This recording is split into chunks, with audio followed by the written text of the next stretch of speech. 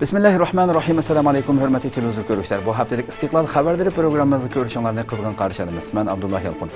Hörmətli televizor görüşlər, aldığımız biz diqqətinizə bu hafta huzuruna sunmaqçı olan xəbərlərimizin əsas məzmununu tanışdırmamız. Diqqətinizdə 5 milyon kişilik gayet zor yığılışda Şərqi Türkistan bayrağı diqqət tartı mavzulu xəbərimiz oldu.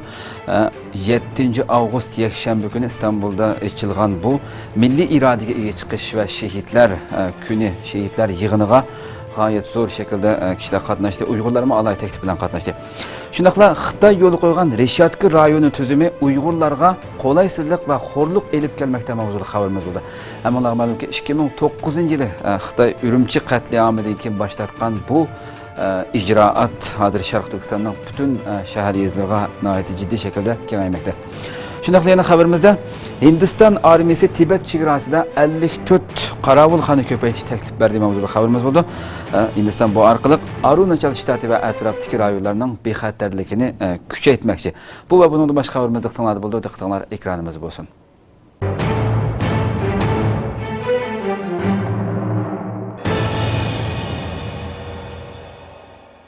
Neçe milyon kişi qatnaşqan yığında Şarkı Türkistan bayrağı diqqat tortdi. 7 avqust yakshanba günü İstanbul'da taxminan 5 milyon kişi qatnaşqan gayet zor ko'lamdagi milli iradəyə ega chiqish və şehitlər yığını o'tkazildi. Yığınğa İstanbul'daki Uygurlar mı qatnaşqan bo'lib, maydonning har yerida Şarkı Türkistan bayrağı lapildab, kishilarning diqqatini tortdi. İstanbul valiligi ve İstanbul şəhərlik hökumətinin uyuşturuşu bilan 7 avqust yakshanba günü Yangikapı sahil maydonida Demokratiya ve Şehitler Yığını degan namda çoğun yığın ötküzüldü. Yığınğa Türkiye'nin oxşamagan şehirlerden neçe milyon kişi katnaştı. Yığınğa İstanbul'daki Uygurlar mı katnaşkan bulup, meydanın her yerde Şarkı Türkistan bayrağı lapildab kişilerinin diqqatini tortdi.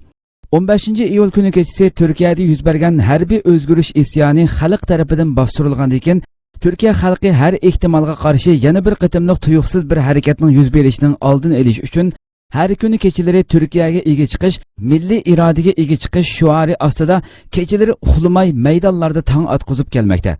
Yangikapı yığın meydanı Adem dengiziga aylangan bulup, qo'llarida Türk bayrakları bilan meydanni qizil rang qaplab ketdi. Bu yığınga Türkiye Cumhuriyeti Reisi Recep Tayyip Erdoğan, sabiq reis Abdullah Gül, Türkiye Parlament Reisi İsmail Kahraman, Başminister Binali Yıldırım, sabiq Başminister Ahmet Davutoğlu, Öktişi partiyalardan Cumhuriyet Halk Partisi'nin reisi Kemal Kılıçdaroğlu, Milletçi Hareket Partisi reisi Doktor Devlet Bahçeli, Şimali Siprus Türk Cumhuriyeti'nin başministeri Hüseyin Özürgün qatarlıq asasi qatlam rəhbərləri qatnaşdı. Yığınğa yana Türkiye Baş Generali Hulusi Akar, Hava Armiyası, Deniz Armiyası ve Quruqluq Armiyasının baş komandanları mı qatnaşdı. Yığında harbiy özgürlüş isyanıga alaqadar hüccetlik film ko'rsatildi. 15 iyul keçisi şehit bo'lganlarning ismlari bir-birlab o'qib o'tildi. O'xshash vaqtda ularning ismlari o'qilish bilan tang rasmlari cho'ng ekranda bir-birlab ko'rsatildi. İstanbul saqchi boshlig'ining muxbirlarga bildirishicha, bu yig'inga 5 milyon kishi qatnashgan. Yig'inga Uyg'urlarmi taklif qilingan bo'lib, İstanbulda yashayotgan Uyg'urlardanmi ko'p sonda kishi qatnashdi.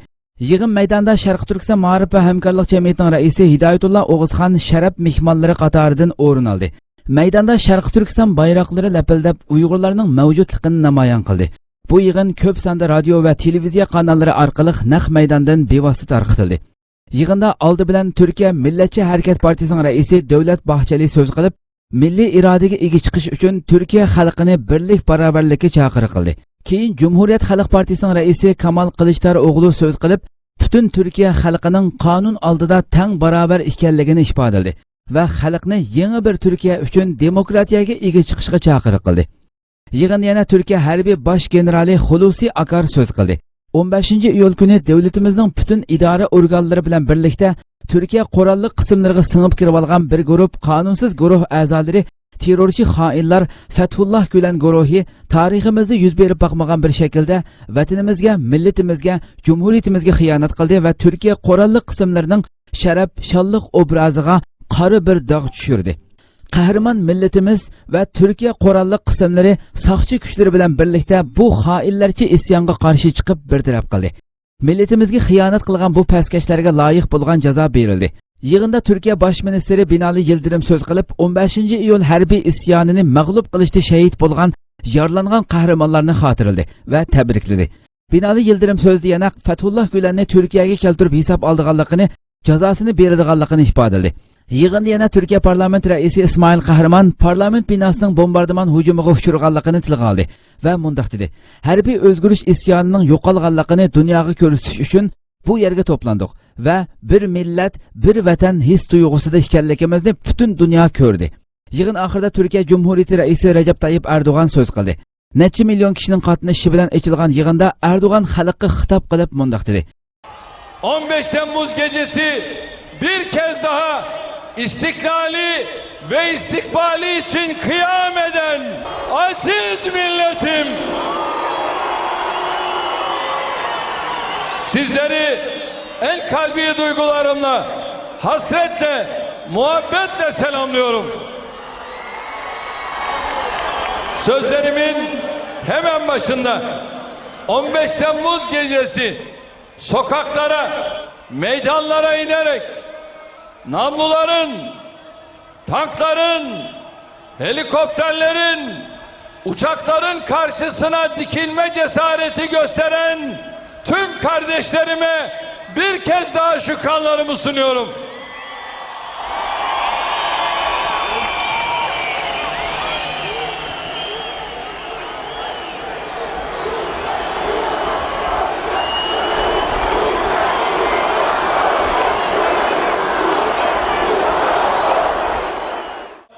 Vatan uğruna verilen mücadelede bu rütbelere ulaşabilmek her zaman yakalanabilecek, her zaman elde edilebilecek bir ayrıcalık değildir. 15 Temmuz gecesi sokakları ve meydanları dolduran kardeşlerimizin her birinin vatanımızın, demokrasimizin, özgürlüğümüzün korunmasında katkısı vardır. Payı vardır. Rolü vardır.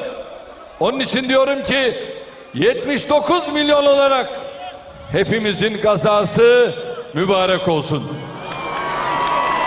İstanbul'un gazası mübarek olsun. Ankara'nın gazası mübarek olsun.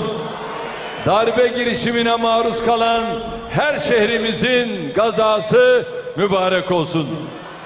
Darbe girişimine karşı tüm farklılıklarını bir kenara bırakarak her kökenden, her meşrepten insanıyla dünyayı kendine hayran bırakan tüm vatandaşlarımızın gazası mübarek olsun.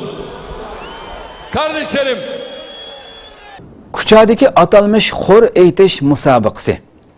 Sharq Turkistonning diniy va milliy bo'shliklaridan biri bo'lgan qadimiy kuchar Xitoy kommunistlarining Sharq Turkistondagi diniy tusni yo'qotishda nuqta qilib tanlagan rayonlarining biriga aylandi.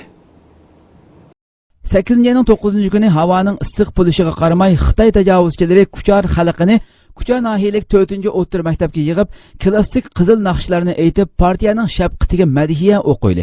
İttifaqliq, inoqlik orqali taraqqiyotni ilgari surayli degandek haqoratlik iboralarni o'z ichiga olgan temada Xitoy kommunist qizil armiyasining g'alabasini tabriklash asosiy mazmundagi xor aytish musobaqasiga qatnashtirgan. Tangritog to'rining bugun bu vaqtda bergan xabarda bu faoliyatni Xitoy tajovuzchilarining Kuchar nahiyasidagi kommunist tashviqot bo'limi planlab o'rlashtirgan bo'lib, bu nahiyadagi Xitoy tajovuzchilarining partiya tashkilot bo'limi ikkini o'g'inish, birda layoqatlik bo'lish o'g'inish tarbiyasi rahbarlik guruhi ishxonasi Xitoy kommunistlarining Kuchada turishliq madaniyat tantarbiya radio televiziya idorasi qatorliqlar birlikda hamkorlashgan.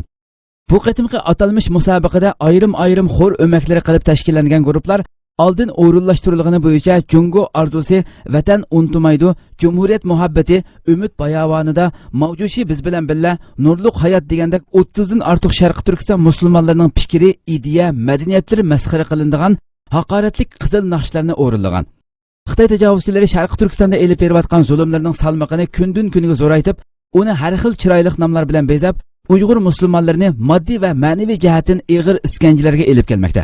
Buning oddiy ko'rinishlari bo'lsa, xalqni har kun degudak Xitoy kommunistlarini maqtaydigan qizil naqshlarni aytishga majburlab va tashkillab, Uyg'ur madaniyatida asla bo'lmagan yirginishlik faoliyat va ko'rinishlar bilan xalqning ruhini puchaklashtirishga tirishayotgan ish faoliyatlarida ifodalanmoqda.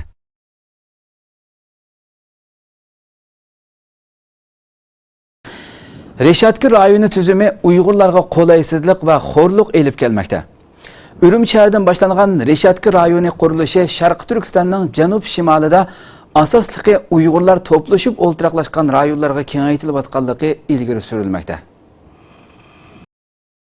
Xitoy doiralari 5-iyul Urumchi qirg'inchiligidan keyin Uyg'ur xalqining o'zining omonligi uchun untinsiz qolgan fursatidan foydalanib, dastlab Urumchidagi ko'chmanlarni markazlashtirib boshqarish, bexatarlik degan qalpoq ostida nuqtaliq Uyg'urlar mahallalarini bu xil egiz tam va reshatki ichiga elib, kirgan chiqqanni qattiq nazorat ostiga elishga boshlagan.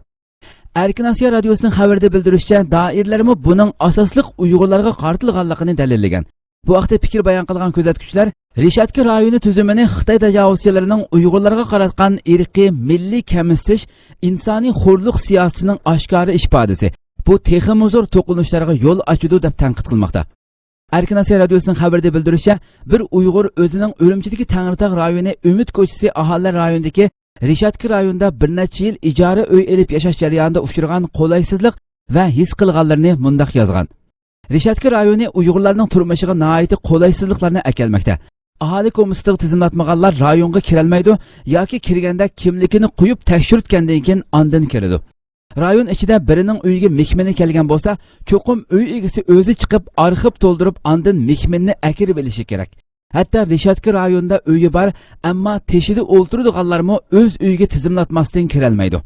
Buningda eng qabih bo'lgani Urumchida Reshatki rayoni siniqi qattiq ijro qilinayotgandan sirt ijara uylarining eshiklariga elektronlik qulf saplangan bo'lib, uyliklar chiqqanda kirganda aholi komiteti bevosita bilib tura oladigan qilgan. Yo'lsiz, nomuvofiq tekshirishlarni yo'l qo'ygan bo'lib, aholi komitetlari tabalikidagi o'g'ri, zahar chekuvchi qatorliqlarni amonlik xodimi qilib, qo'liga kaltak to'qmoq tutqizib chiqarib qo'ygan. Butun zulmlar bularning qo'li orqali ijro qilinmoqda. Ichidagi Uyg'urlarning uylarini aholi komitet va amonlikda ishlaydigan Xitoylar davomli tuyuqsiz tekshirib, bezor qilib, psixologiya jihatdan ig'ir zulm qilmoqda. Bu Uyg'urning aytishicha, Reshatki rayoni ichiga elinganlar asosan boshqa yurtlardan shaharga kelib, uy ijara elib yoki setib olib o'ltiraqlashganlar bo'lib, Uyg'urlarning ko'pinchilari ushshoq tijoratlar bilan shug'ullanib, jon beqiyotgan Uyg'urlar ekan. Bular Reshatki rayoni ichida cheklangan bo'lg'achqa, navbatda amalsizlikdan uylarini arzon setib, yurtiga ketishga majbur bo'lmoqda. Bu yana bir jihatdan ijaradan kirim qilib, oilasini boqadigan Urumchiga yerlik Uyg'urlarning turmushiga ig'ir ta'sir ko'rsatmoqda ekan. Uchur yozuvchi bu Uyg'urning ko'rsatishicha, garchi Reshatki rayoni ichida uylari bor Xitoylarmi bo'lsa-mu, ular bu iskanjining teshida bo'lib, ularga yeshil liniya echib berilgan. Ularning Reshatki rayoniga kirib chiqishi, tijorat qilishi erkin bo'lib, bu Xitoyning irqchiligining ro'shan ifodasi ekan. Bu nuqtani bir qancha kun ilgari Urumchidagi G'arbiy Say mahalla komitetining bir Xitoy amonlik xodimi dalillab, har bir mahallada 2 maxsus amonlik xodimi bor. 24 soatlik charlash tekshirish yo'lga qo'yilgan. Hatto har bir oilaga kirib, yo'qlama qilib son elindi va kirgan chiqqanlar ustidan kimlik tekshirdi. Yozma hujjat va kuzatish apparatidagi uchurlar va kirib chiqish iqimi statistikasiga qarab chiqish ahvoliga asosan kundalik bexatarlik muqimlik ahvoli baholab hujjatlashtirildi. Albatta gumon qilganlarni bakrak tekshiramiz. Yurish turishi g'ayri bo'lganlarni asosan Uyg'urlarni tekshiramiz degan. Erkin Osiyo radiosidan Xitoy doiralarining asosliqi Uyg'urlar to'plashib o'ltiraqlashgan rayonlarda Reshatki rayoni qurish qadamini tizlatganligi haqidagi xabarni anglagan bir Uyg'ur o'zining kimligi va nerda turayotganligini oshkorlamaslik sharti bilan o'zining Urumchidagi Reshatkilik rayon haqida biladigan uchurlarni yetkazgan va Xitoyning Uyg'ur xalqini ayrim Reshatki rayoni qilib rayon ichida boshqarishning Uyg'urlarga xo'rlik his qildirayotganligi va har qanday Uyg'ur bu usulga qarshi va norozi bo'lsa-mu, turlik iskanja va besim tufayli bu xil oshkora kamsitish va nohaq sistemaga norozilik bildirilmay kelayotganligini bildirdi. Bu Uyg'urlarning bildirishiga qaraganda, garchi dastlabda Urumchining boshqa yurtlardan ko'chib kelgan Uyg'urlar yashayotgan mahallalardan boshlangan Reshatki rayoni siniqi tadrijiy butun mahallalarga kengaytirilgan bo'lsa-mu, ammo Uyg'urlarning mahallari nihoyatda egiz, xuddi turma tomlariga o'xshash qo'rishalgan bo'lsa, Xitoylar o'ltiraqlashgan mahallalar dochiga o'xshash go'zallashtirilgan uchuq, pakar reshatkilar ichiga elingan ekan. Xitoylar o'ltirishliq reshatkilik rayon bilan Uyg'urlar yashaydigan reshatkilik mahallalarni reshatki tomlarining ko'rinishi, qurilmasi, boshqarish tuzumlaridan farqlantirib olgani bo'ldi ekan.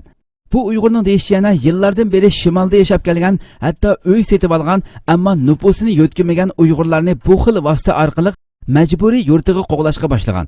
Uyg'urlarni tekshiramiz, Uyg'urlar kimliginglarni chiqaringlar deb tuyuqsiz tekshirishlar davom qilayotgan bo'lib, buning eng qattiq ijro qilingan yana bir tuzumi Reshatkilik rayonga sirtdan keldiganlarni yerlikdan bir tuqqini kepil bo'lmasa, shu yurt tabarligi kirgizmaydigan bo'lib, Uyg'urlarning tuqqan yo'qlash va savdo setiq ishlari og'ir darajada vayron bo'lmoqda ekan.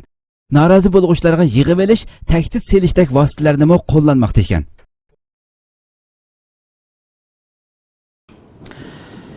Shvetsiyada Uyg'urlar o'z masjidida juma namozi o'qidi. Shvetsiyadagi Uyg'ur ma'rif uyushmasining tirishchanlik ko'rsatishi, shundaqla u yerdagi Uyg'urlarning va jamiyatlarning qo'llab-quvvatlash natijasida Shvetsiyadagi tunji Uyg'ur masjidi rasmiy putib xizmatga tushdi. Shvetsiyada aktiv faoliyatlarda bo'layotgan Taklimakan Islom madaniyat markazi va Uyg'ur ma'rif uyushmasining tirishchanlik ko'rsatishi, shundaqla u yerdagi Uyg'ur musulmonlari va jamiyatlarning qo'llab-quvvatlash natijasida Shvetsiyadagi tunji Uyg'ur masjidi rasmiy putdi. 12 avgust yani bugun nurg'un tirishchanliklar natijasida putib tayyor bo'lgan bu masjidning ochilish murosimi o'tkazildi. Bu kun Shvetsiya tarixidagi Uyg'urlarning tunji qatam bir yerga to'planib, o'z masjidida juma namozi o'qishga muvaffaq bo'lgan kuni. Biz bu masjid to'g'risida Shvetsiya Uyg'ur ma'rif jamiyati muavin boshlig'i Ahmad Tursun apandidan ahvol egiladik. Ahmad Tursun apandining bildirishicha, bu masjid o'rni ijaraga elingan bo'lib, Shvetsiyada shahar ishchilariga nisbatan masjidga muvofiq o'rin tepish va u o'rinni ijara elish uchun necha yil vaqt ketadigan bo'lg'achqa 2 yildan beri navbat saqlash bilan birga oz bo'lmagan xizmatlar ishlangan. Masjid rasmiy qo'lga o'tib, uning barliq tayyorlik xizmatlari ishlanib bo'lgandan keyin masjidning ko'lamining bir qadar cho'ng bo'lganligi va boshqa sabablar ko'zda tutilib, Taklimakan Islom madaniyat markazimi bu yerga yo'tkab kelingan. 174 kvadrat metrdan oshirganligi bildirilgan bu masjidda 300 dan 400 gacha jamoat bemalol ibodat qila oladi ekan. Ahmad Tursun apandim Shvetsiyada qad ko'targan bu Uyg'ur masjidining qurilish maqsadi haqida to'xtalib, Shvetsiyada Uyg'urlarning sonining kundan kuniga ko'payayotganligi, natijada bu yerdagi Uyg'urlarning bir masjidi bo'lishini talab qilish istikining kunsiri eshib berayotganligi. Mushundaq bir bosqichda agar bizda o'zimizning bir masjidi bo'lmaganda jamoatlarning chechilib ketish, buzuq fikrlar maydonga chiqib, kishilarning tinch turmushiga ta'sir etish ehtimolliklarining oldini olish uchun hamma sohadagi qarindoshlarning qiyinchiliklarga bosh egmay, masjid barpo qilish yo'lida izchil tirishchilik ko'rsatishi bilan ilg'or va zamonaviy shaklda hamma aslahalari to'liq bo'lgan bu Uyg'ur masjidini qurib chiqqanligini bildirdi.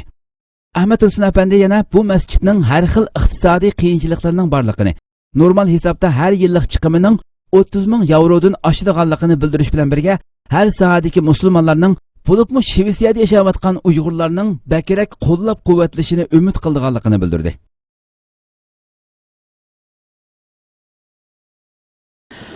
Ömer Uyg'ur Pokistonda savol so'roqqa duch keldi.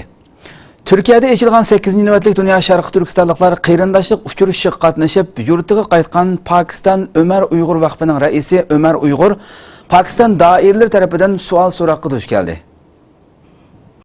Hammanglarga ma'lum bo'lgandek, o'tgan oy 7-oyning 18-kundan 21-kunigacha İstanbulda 8-navbatlik Dunyo sharqi turkistonliklar qarindoshlik uchrashuv yig'ini dunyoning har qaysi joylaridan kelgan vakillarning qatnashishi bilan ochildi va g'alabalik oyoqlashdi. Uzun tirishchanlik natijasida Turkiyaga kelib, bu yig'inga qatnashgan Pokiston Ömer Uyg'ur vaqfining raisi, Pokistonlik Uyg'ur faoliyatchi Ömer Uyg'ur yig'indan keyin o'z davlatiga qaytib kelganda, Pokiston davlat bexatarlik doiralari tomonidan savol so'roqqa duch kelgan. U Pokiston doiralariga o'zining xato ish qilmaganligini, faqatla Uyg'ur xalqining dard ahvolini tegishlik bir so'rinda o'ttirg'i qo'yganligini bayon qilgan. Ömer Uyg'ur o'zining milliy, diniy va insoniy burchini ado qilish uchun bu haq yo'ldan yanmaydiganligini bildirgan. Erdo'g'an bilan Putin 9 oydan keyin ko'rishdi. Turkiya-Rossiya munosabati yiriklashib, oradan 9 oy o'tganda ikki davlat rahbarlari munosabatini asliga keltirish uchun bir arig'i keldi. Turkiyadagi harbiy o'zgarish urinishidan keyin Turkiyaning Amerika va Yevropa bilan bo'lgan munosabati jiddiylashayotgan bir vaqtga to'g'ri kelgan bu uchrashuv dunyo taratqullarining kuchli diqqatini tortdi. Turkiya armiyasi Rossiyaning bir jang aeroplanini etib tushirib etib, oradan 9 oy o'tganda ikki davlat rahbarlari munosabatini asliga keltirish uchun bir arig'i keldi. Turkiyadagi harbiy o'zgarish urinishidan keyin Turkiyaning Amerika va Yevropa bilan bo'lgan munosabati jiddiylashayotgan bir vaqtga to'g'ri kelgan bu uchrashuv dunyo taratqullarining kuchli diqqatini tortdi. Ba'zi taratqular buni tarixiy uchrashuv deb atadi. 9 avgust seshanba Turkiya Cumhuriyeti Raisi Recep Tayyip Erdoğan Rossiyaning Sankt-Peterburg shahrida ziyorati bo'ldi va Rossiya prezidenti Vladimir Putin bilan ko'rishdi. Bu qitimqi ziyorati ikki davlat munosabati bo'libmi iqtisod va savdo hamkorligi, terrorizmga o'rtaq qarash turish hamda Suriya masalasi qatorliq jihatlarda fikr almashtirildi. Xabar qilinishicha, tunji ko'rishishda Putin harbiy o'zgarishdan keyin Turkiyaga tunji telefon qilganlardan biri biz bo'ldik degan. Erdo'g'an bo'lsa, rayon siyosatining bizning kutayotganlari bor degan. Putin yaqinqi yillarda ikki davlat munosabatining mislsiz kuchayganligini, lekin Rossiya askarining o'limidan keyin munosabatlarning pastgo'yga tushib qolganligini, buning har ikki davlat xalqiga ziyon keltirganligini bildirgan. Ham harbiy o'zgarishdan keyin Erdo'g'anga tunji bo'lib telefon qilganligini, bundaq bir fursatga erishganligi uchun rahmat aytadiganligini ta'kidlagan. Erdo'g'an ikki davlat munosabatining yangi bir mazgilga kirganligini, isyondan keyin Putinning telefon qilganligidan minnatdor ekanligini bildirgan. U rayon siyosatining bizdan kutganlari bor. Bu mazgil rayon masalalarining hal qilinishi uchun ijobiy rol o'ynaydi degan. Turkiya muavin bosh ministri, tashqi ishlar ministri, sayohat va madaniyat ministri, iqtisod ministri, yezi egilik ministri, energiya va tabiiy boyliqlar ministri va milliy istixborot tashkilotining boshlig'i Erdo'g'anning Rossiya ziyoratiga qatnashgan.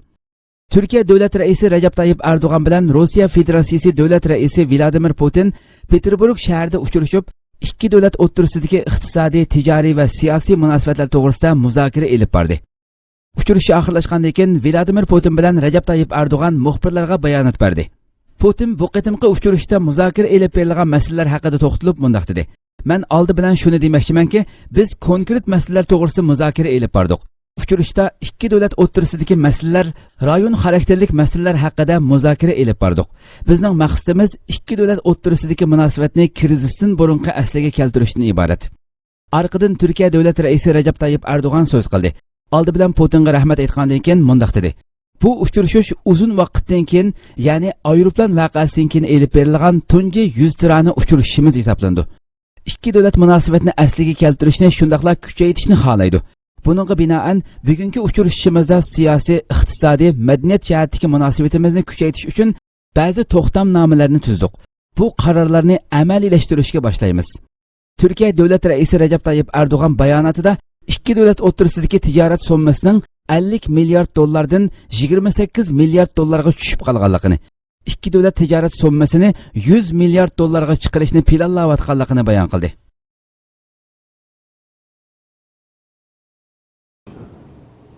dan ortiq Xitoy paraxoti Yaponiya kontrolligidagi orolga yaqinlashdi. Sharqiy Xitoy dengizidagi egilik huquq talash tartishi yana bir qatim yuqori pallaga chiqdi. Ko'plagan Xitoy paraxotlari Yaponiya kontrolligidagi orolga yaqinlashdi. Yaponiya Xitoyning Tokiodagi bosh elchisini tashqi ishlar ministrligiga chaqirdi. Yaponiya tashqi ishlar ministrligining 6 avgust shanba kuni bildirishicha, Yaponiya ko'plagan Xitoy dengiz charlash paraxotining va taxminan 230 Xitoy baliqchilik kemasining Yaponiyaning amaliy kontrolligidagi Senkaku oroli atrofidagi dengiz rayoniga yaqinlashganligini bayqagan. Bu paraxotlar Senkaku orolining 24 dengiz mili doirasi ichidagi dengiz tabaliga kirgan. Egilishicha, bu Xitoy baliqchilik paraxotlari bilan dengiz charlash paraxotlarining tunji qitim birli vaqtda talash tortishlik dengiz rayoniga kirishi ekan. Yaponiya dengiz sahilini charlash qismlarining bildirishicha, Senkaku oroliga yaqinlashgan 6 dengiz charlash paraxotining 3i qurolliq paraxot ekan.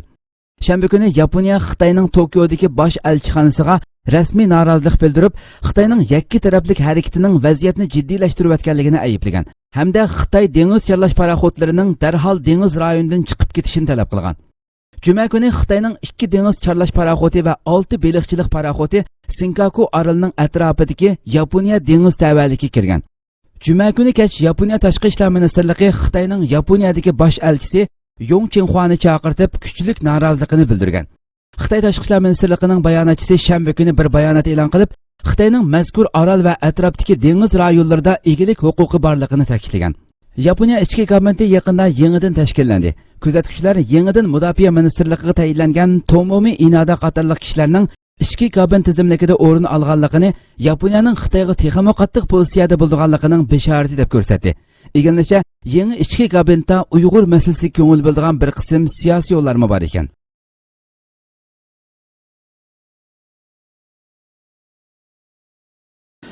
Hindiston armiyasi Tibet chegarasida 54 qorovulxona ko'paytirish taklifini berdi. Tibet-Hindistan chegarasiga o'rinlashtirilgan Hindiston-Tibet chegara mudofaa soqchilarining bir mas'ul xodimi Mekmaxun seziqida yangidan 54 qarovulxona qurish, bu orqali Arunachal shtati va atrofdagi rayonlarning bexatarlik vaziyatini kuchaytirish taklifini berdi. Hindiston matbuotlarining 8 avgust xabar qilishicha, Tibet-Hindiston chegarasiga o'rinlashtirilgan Hindiston-Tibet chegara mudofaa soqchilarining bir mas'ul xodimi Mekmaxun seziqiga yangidan 54 qarovulxona qurish, bu orqali Arunachal shtati va atrofdagi rayonlarning bexatarlik vaziyatini kuchaytirish taklifini bergan. Eginlikcha Hindistonning sharq-shimolidagi Tibet bilan chegaralanadigan bu rayon Hindistonning amaliy kontrolligida bo'lib, Hindistonning 29 shtatining biri ekan. Xitoy bo'lsa Hindistonning bu rayondagi egilik huquqini e'tirof qilmay kelgan. Hindiston sharq-shimol chegarasi bosh qo'mondonlik shtabining mas'uli 7-sla Arunachal shtatining ministri bilan ko'rishgan va yuqorqi ishni kun tartibga keltirgan. Mazkur o'lkaning markazida mangulik bir baza qurish planlangan. Yaqinqi yillardan buyon Hindiston hukumati Tibet-Hindiston chegara rayoni ul aslihalarini yaxshilash qurilishi elib berayotgan bo'lib, temir yo'l, tosh yo'l, aerodrom va ilg'or bo'lgan xabarlashish to'ri qurilishi qatorliqlar hukumatning tasdiqidan o'tgan. Xitoyda bir haftada 4 advokat sotlandi. Xitoyning Tianjin sot mahkamasi o'tgan bir haftada qamab qo'yilganiga 1 yildan oshgan 4 nafar advokat va faoliyatchiga sot ochdi. Kishilik huquq kuzatuvchilari Xi Jinping rahbarligidagi Xitoyning faoliyatchilarini bostirishda yangi bir bosqichga kirganligini ilgari surdi. Xitoyning Tianjin sot mahkamasi o'tgan bir haftada qamab qo'yilganiga 1 yildan oshgan 4 nafar advokat va faoliyatchiga sot ochdi. Kishilik huquq kuzatuvchilari Xi Jinping rahbarligidagi Xitoyning faoliyatchilarini bostirishda yangi bir bosqichga kirganligini ilgari surdi. Xabar qilinishicha, Xitoydagi sotlash uda bir necha kun davomlashgan. Xitoy televiziyalarida bu faoliyatchilarning iqror qilganlik ko'rinishlari berilgan. Xalqaro matbuotlar bu haftani Xitoydagi kishilik huquq advokatlari va faoliyatchilari uchun qorong'u hafta deb atadi. Sotlangan 4 kishi o'rtaq holda davlat hokimiyatini ag'dirishga quturtish jinoyati bilan ayblangan.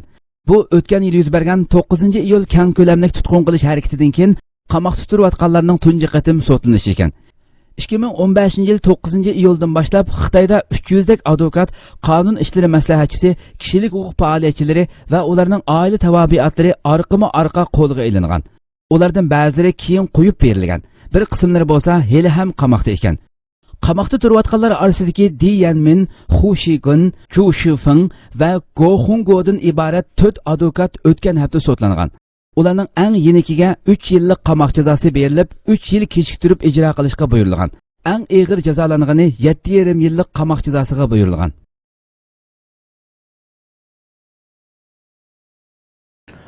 Hurmatli televizor ko'ruvchilar, shunday qilib bu haftalik istiqlol xabarlari programmamiz mush yerda oxirlashdi. Kelar qatimqi programmamizni ko'rishgacha sizlarni Janobi Allohga topshiramiz. Shunday qilib programma oxirida ekran orqasidagi barliq xizmatdoshlarimga ko'pdan ko'p rahmat aytaman. Assalomu alaykum va rahmatullohi taala va barakatuh.